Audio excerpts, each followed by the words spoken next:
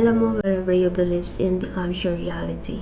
Sa totoo lang, napakalakas ng hatak ng isip na kung ano yung mga kadalasang iniisip mo, yun yung mga madalas na magdidikta kung ano yung mga ikikilos mo, ididesisyon mo, at kung ano yung mga magiging pananaw mo sa buhay. When you always feed your mind with too much negativity, of course, the result will always be negative, diba?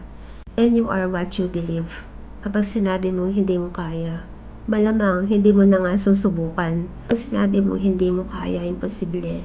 Of course, magiging mga posibleng bagay, magiging napaka-imposible mo nang makamit kahit na inilatag na ng Diyos sa harapan mo.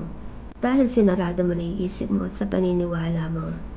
Our mind is really powerful because God has given us the ability to think, to decide, and to choose. Every day, all of our choices determine the directions of our lives. When you believe that God is faithful, you will find peace even in the middle of life storms. When you believe that God has a purpose for your life, you will keep moving forward despite of the heartbreaks, disappointments, and failures.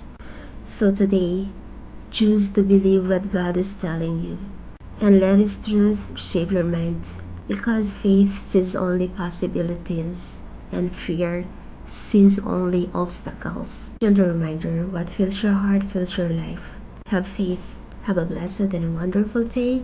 God bless you.